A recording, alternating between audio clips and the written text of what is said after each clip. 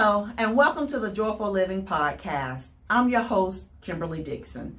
The purpose of the Joyful Living Podcast is to share stories of hope, inspiration, and ultimately joy. Sometimes the world that we live in can be really, really dark. So here on the Joyful Living Podcast, we want to share those stories that are going to shine light into dark places. We want to be able to give people a sense of home, a sense of belonging, and a sense of healing. If you're watching the podcast on YouTube, please be sure to hit the subscribe button. And while you're at it, hit the like button for the video as well. If you're listening on Anchor FM or any of the other platforms, please consider being a supporter of the podcast. You can support us every month for less than a cup of coffee. And doing so allows us to continue to bring you these stories that are going to shine light into dark places. My guest today, I actually met her last fall at the Beauty 180 event that Kimberly Winborn and I talked about just a few weeks ago. But I met her at the event. We had the opportunity to sit beside each other, and now she's here tonight to share her story. Tawana, tell everybody about yourself. Hello. My name is Tawana Francis. I am 52 years old, and I am. You look good, girl. Thank you. Thank you. I've been in a love relationship for 17 years with my online, I guess you would call it, one of them dating apps. I met him through the dating apps, and we've been together for 17 years. Yes. That's amazing. See, guys, you don't discount finding people online. You just never know. Your person may be out there. I am a mother of 8 wonderful children. I have 6.5 beautiful grandchildren who I adore. They are my joys in my life. I am a first-time author. Oh, congratulations. I am a motivational speaker. I do some life coaching. And I'm just an all-around fun girl. I just love life. And I am living my best life. Wonderful. I'm always glad to hear people are living out their purpose, and it sounds like you're living out your purpose. I am. Because we are all created for a specific purpose. And yes. Once you find it, there's a glow about you that because you're just in your lane. Yes, absolutely. Absolutely. So Tawana, I can tell I'm a Southern girl. Everybody knows as soon as I open my mouth I'm a Southern girl. But I can tell you're not from the South. Where are you originally from? I'm originally from Brooklyn, New York, born and raised.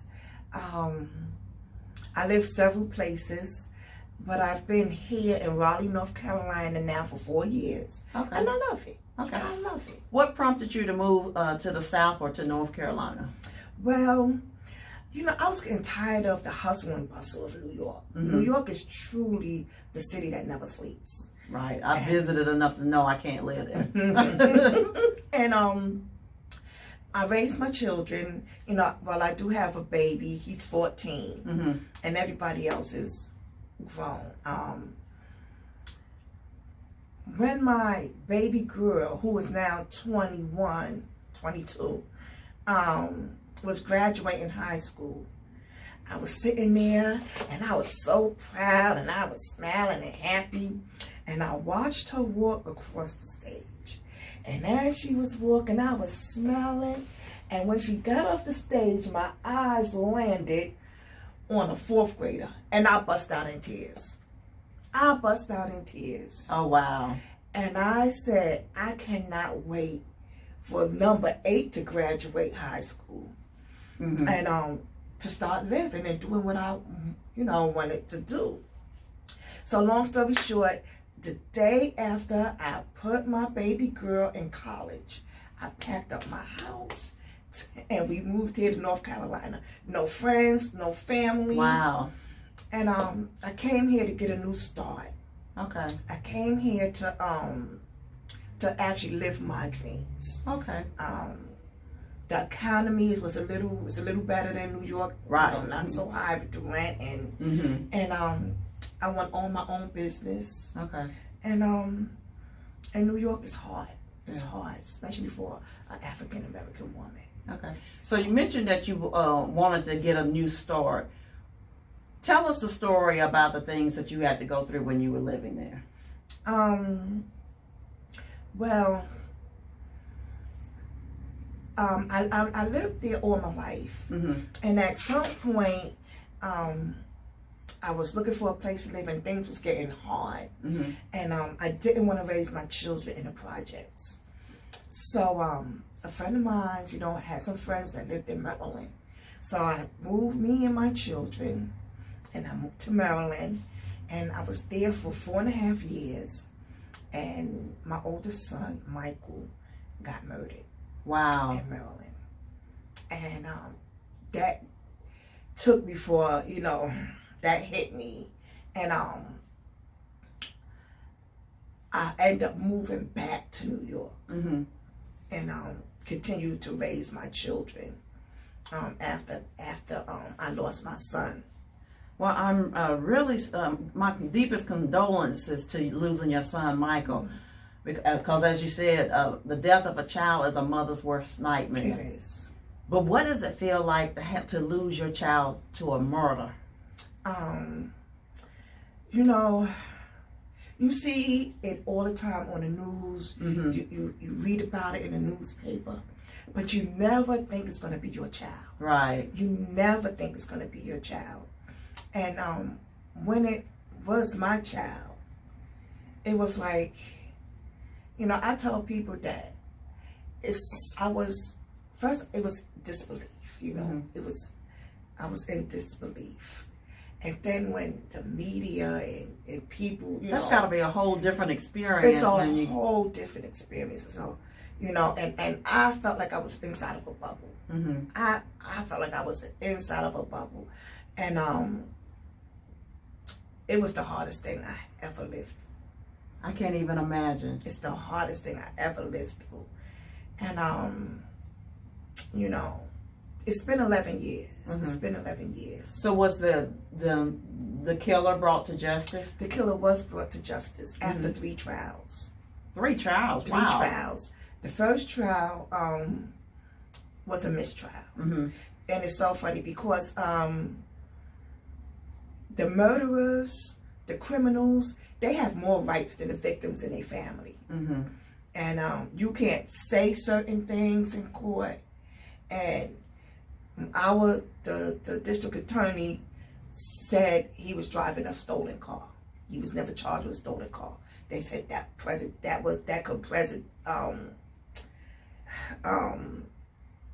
lead the jury, that you lead in a jury or something like that. And so it was a mistrial. Okay. So can you tell us about what happened during that event? I can. My son, he was at a friend's house. Actually, he wasn't at a friend's house. There was this house on the block where all the teenage children kind of hung out. Right. And whatever goes in this particular house. And he was actually coming home from a party. And 2 of his friends called him and said that Pumpkin is going crazy in the house.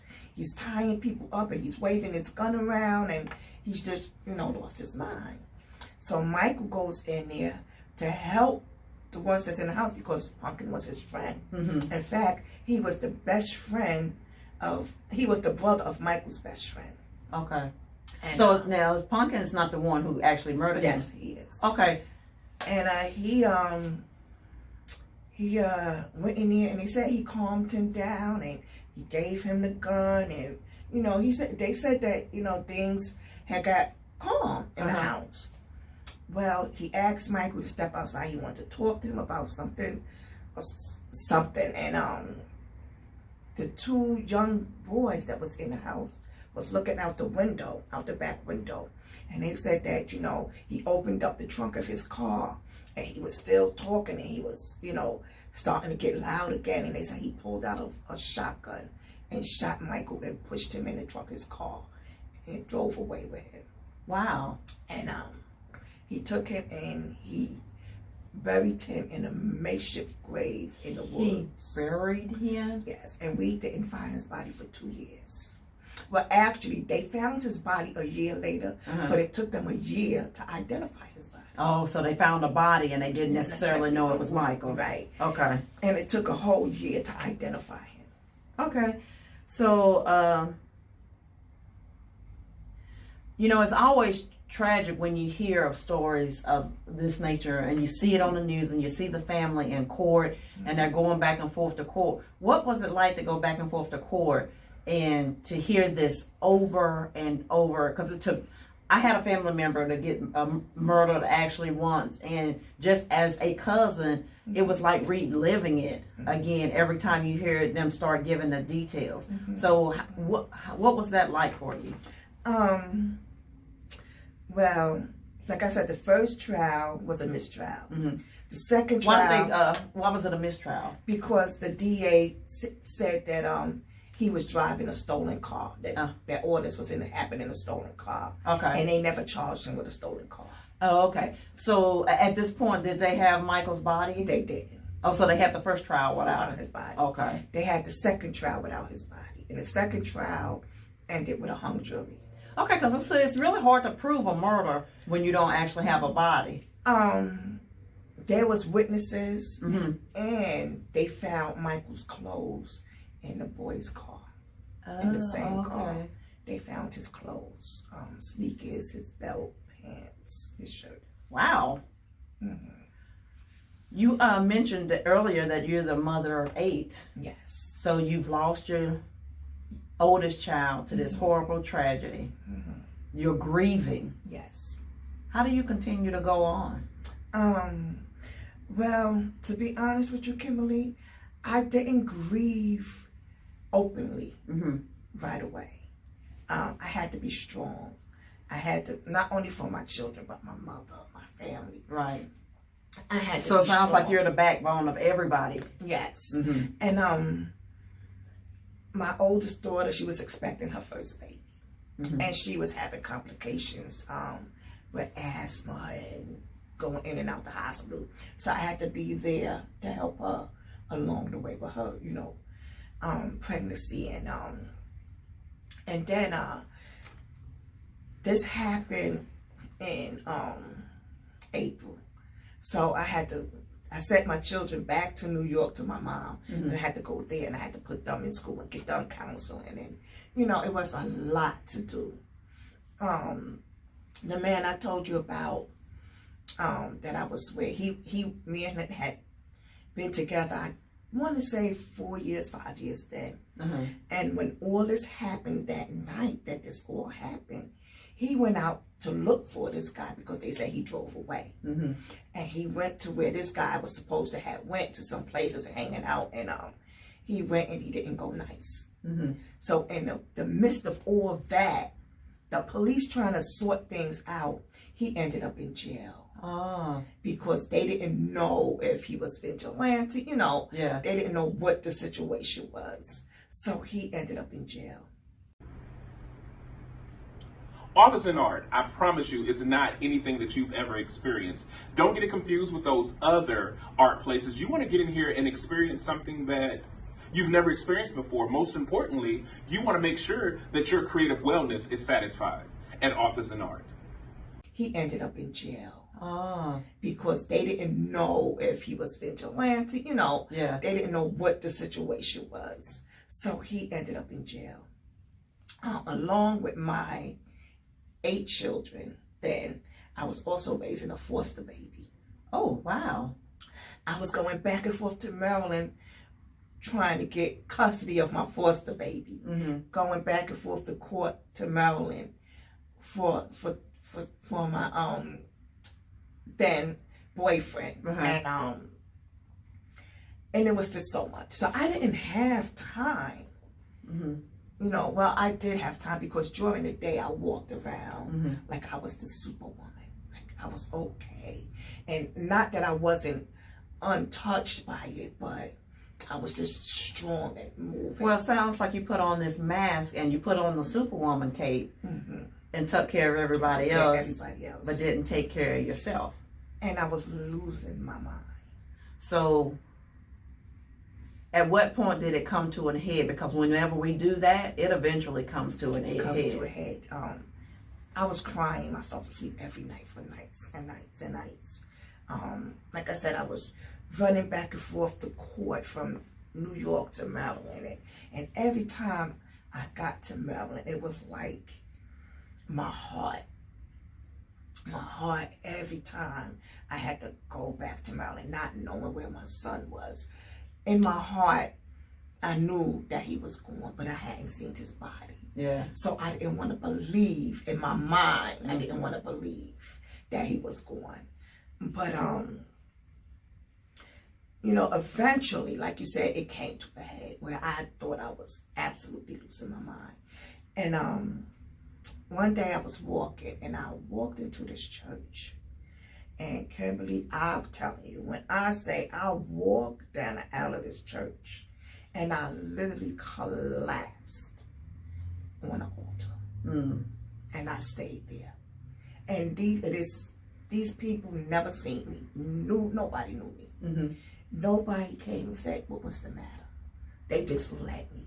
The pastor kept singing. Then he did his whole sermon, and they prayed, and they did altar. They did the whole, and nobody ever said what was wrong. And I just laid there, and I cried, and I cried.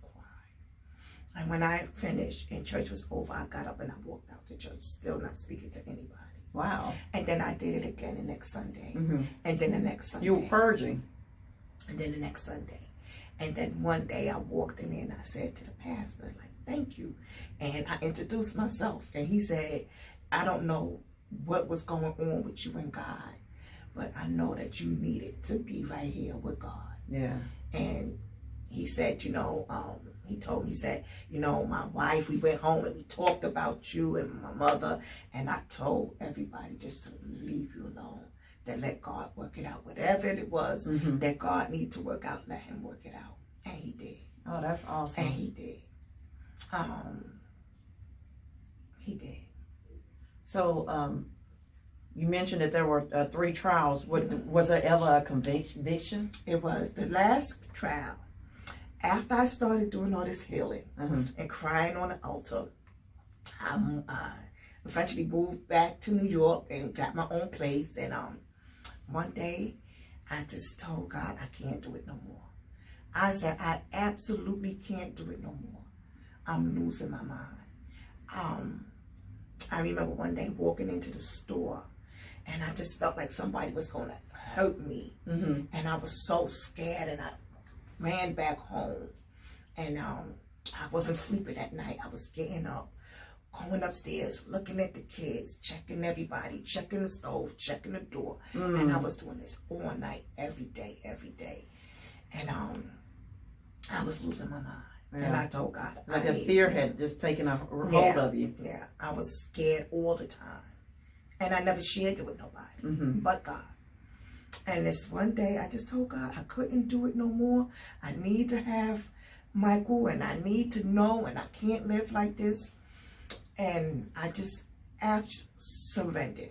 And when I say I surrendered, how I surrendered, I was obsessed. Every morning I would get up and get on the computer and watch this boy that did this to him. Whatever his lawyer was putting in motions for this and for that. And I'm reading about what's this and what's that. And, you know, and they was moving him from this jail to that jail. And I was just following him.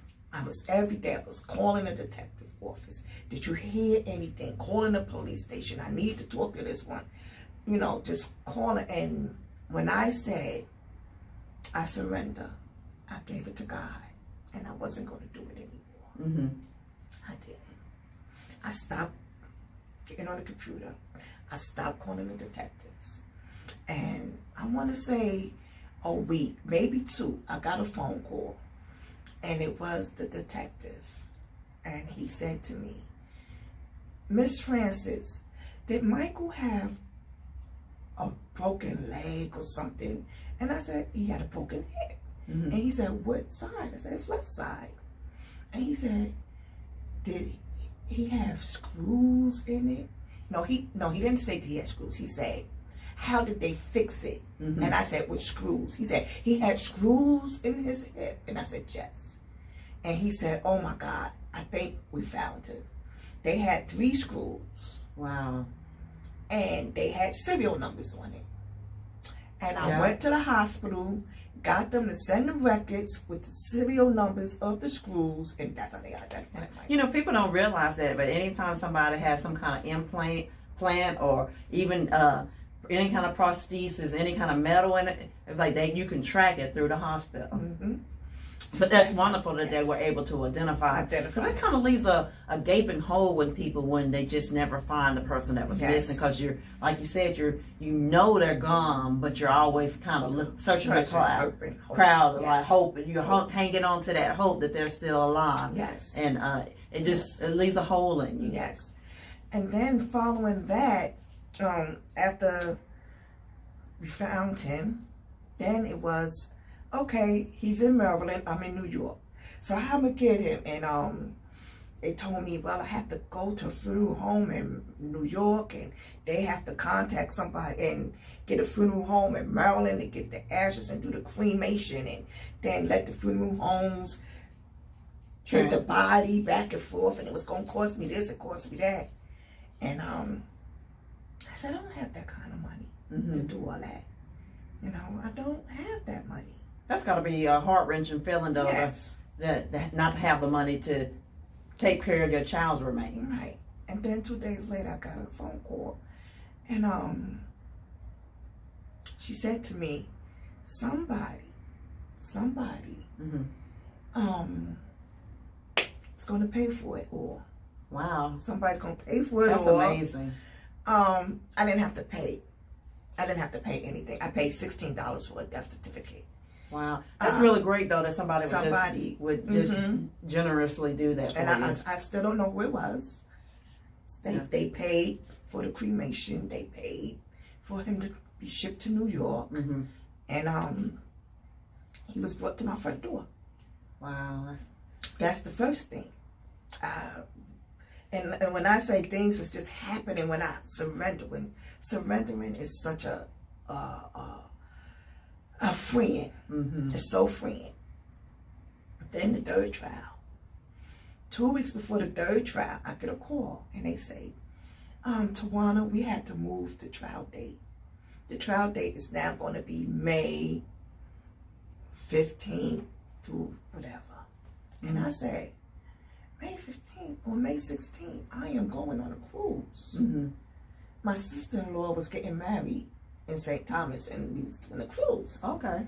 So I was like, oh, I'm going to do a cruise. I can't. No, because I'm going to do this cruise. And they said, well, you know, this is what the judge, I said, okay. So then I had to make a decision. Do I sit through a 3rd trial, or do I go on a cruise? You were free. I went on a cruise. Yep. I went on a cruise. When you were able to let things, because you know what, when we're trying to control things and we have our hands on it, that only causes more stress for us. But when we take our hands off it and like, God, you do it. Yeah. And He'll take care of it. I went on a cruise, and the day I came home from the cruise, I got a call, and he said to me, the DA said, Tawana, sit down. I sat down. He said, the jury came back, and they found him guilty on all charges. That's wonderful. Guilty on all charges. And I said to myself, look, and I wasn't even there. Look, you didn't control the outcome. I didn't have to control the outcome. Okay, now I know this can be really hard because your son was murdered by someone. Were you ever able to forgive his killer? I had to. I absolutely had to. In order for me to move on and with my healing and in my journey, I had to forgive him. Okay. Well, we're just about finished here now. Take a minute to just talk to a mother out there who has lost their son or their daughter to a murder. What would you say to them? First thing I would tell them, it's not your fault. It's not your fault. It's nothing that you could have done to protect them. because that was my thing. I blamed myself. And I will also tell you to hold on. To hold on. I know this is the hardest thing you ever had to deal with. But God can bring you through. He will. You have to depend on God. You cannot do it alone. Prayer. And seek help. Seek help. Don't be a superwoman. Do not be a superwoman. Seek help.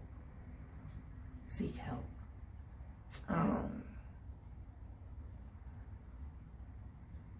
Just know when you go to court, it's going to be a lot of things said. It was things said that wasn't true. You know, I often ask myself, how can people even want to defend somebody like this? Mm-hmm. How? You know, you didn't take time out to know me or my son. You're just saying these things, and it's not true. Most of it is made up. Mm-hmm. And just know that justice may seem hard and harsh, but in the end, you will get your justice. You will get your justice. I don't wish this on nobody. Yeah. I don't wish this on nobody, because it's been 11 years. And even though I'm sitting here talking to you, Mm-hmm. the pain never went away. Yeah. You know, people say, oh, you learn to live with it. You don't learn to live with it. You just live with it. Wow. You just live with it.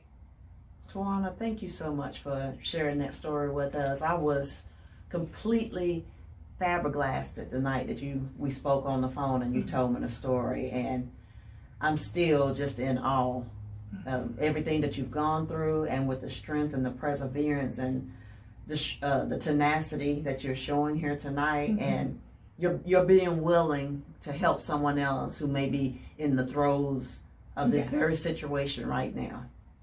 Yes. So thank you so very much for sharing your story with us on this You're evening. welcome. You're welcome. And I hope my story helps another mother. I know it will. I know it will. And that's the thing about when we, the video goes on YouTube, it goes on the podcast. We never know the impact that it may make. But every now and again, I will be looking at some video that I posted, and somebody will put a comment about something that was said on that particular video that shifted everything for them. Could be somebody in another country. It's like, so by sharing this, know that you are touching lives and that you are helping somebody get their healing. Okay. And if anybody reached out to you and asked, I'm always willing to talk to other mothers and Thank share you. my story. I'll even put that in the comments, that if you want to, please let me know if you want to get in contact with you. Okay. Well, guys, thank you so very much for tuning in for this episode of the Joyful Living Podcast. I'm your host, Kimberly Dixon. Again, if you're watching on YouTube, be sure and hit the subscribe button so that you'll get notified when we bring you these stories every Wednesday at 5 p.m. If you're listening on Anchor FM, be sure to hit the support button so that we can continue to bring you these stories that are really going to make a major difference and a major impact in your life or the life of someone you may know. Guys, thank you for watching. I love you. Bye-bye. Bye-bye.